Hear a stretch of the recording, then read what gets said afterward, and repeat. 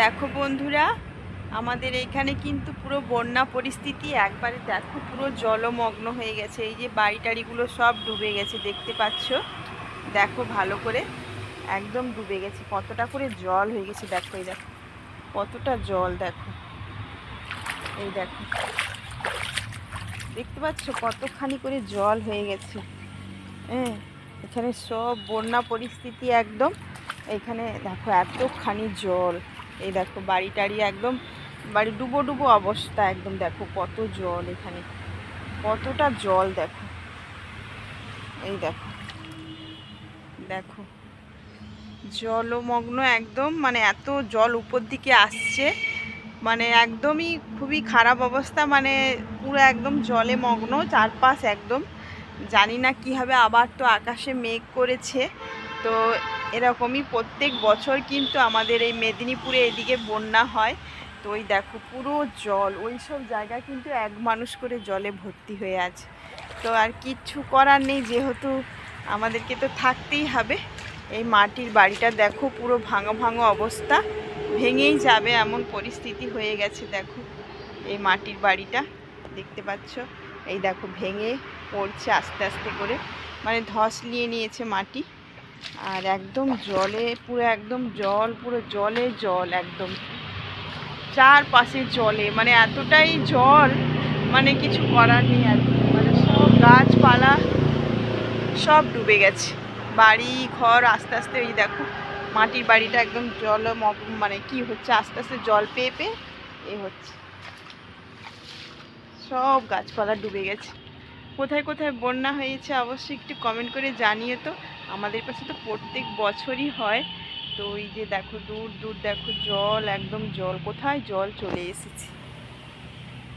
এখান থেকে তো ভালোই দেখা যাচ্ছে পুরো জলমগ্ন। তো এই জায়গাগুলো অনেকে আগে প্রথমে ভিডিওয়ে দেখেছো, আর একদম দেখো জলমগ্ন। তো তার মধ্যে দেখো এইখানে আমাদের বাড়িতেও, মানে মাটির নিচটা যেহেতু রান্নাঘরটা আমার, তো সেটা কিন্তু এই যে এখানে না আমার মা কয়েকটা মুরগি বাচ্চা আমাকে দিয়েছিল। এই দেখো ড্যাম হয়ে যাচ্ছে, জল উঠছে মাঠের ধারে যেহেতু। এই দেখো জল উঠছে, বাচ্চাগুলোকে সরাতে হবে।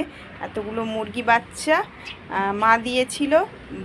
আমি যেহেতু ফেসবুকে ভিডিও করি, সবাই বলে এত, মানে কি বলবো, শুধু ভিডিওই করো আর মানে এতগুলো কাজ, কি বলবো। এই যে দেখো ছেলেটা ভাত খেতে, মানে অনেকগুলো ভাত খায়নি, এদেরকে দেবো। আর দেখো শুধু একটা বার, তোমরা শুধু দেখতে থাকো। এই যে মেস খাচ্ছে, আর এই যে মেসে খাবার দেওয়া আছে।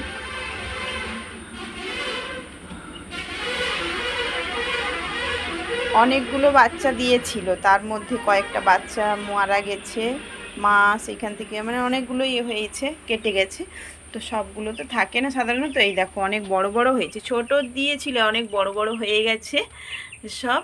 আর এই যে এখানে দেখো মেস খাচ্ছে এরা, আর মেস খাওয়া দেওয়া হয়েছে। এর মধ্যে কিন্তু দেখো ভাতটা দিলে দেখো কি অবস্থা, দেখো জাদু। দেখো এরা দেখো খপ খপ করে খাবে, দেখো মারামারি লেগে যাবে এমন অবস্থা। দেখো দেখো এর উপরে উঠে যায়, এর উপরে উঠে পড়েছে। দেখো লাভ, আরে লাভ লাভ লাভ, কি অবস্থা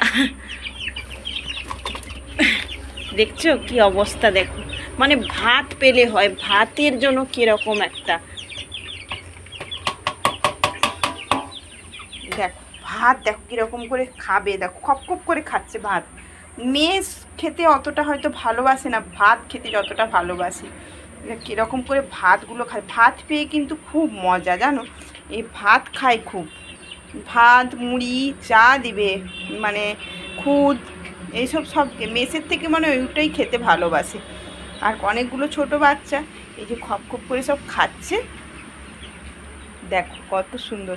আর বাচ্চাগুলো অনেক ছোট ছোট ছিল, মা দিয়েছিল, বলছিল আমাকে বলছে একা থাকে পালার জন্য। তো আমি ঠিক আছে, কিন্তু এদের পিছনে অনেক খাটনিও আছে জানেন। মানে তেমন আমার তো এখানে তেমন একটা ছাড়ার জায়গা নেই। এখানে কুকুর আছে অনেক, আমাদের এখানে বেজি আছে, মানে লেউল যাকে বলা হয়, তারপরে ঢ্যামনা সাপ হবে, এই সমস্ত অনেক রকমইকে এড়িয়ে এগুলো পালতে হয়। দেখো খাওয়ার, দেখো সবাই যে যেখানে ছিল সব খেতে আরম্ভ হয়েছে।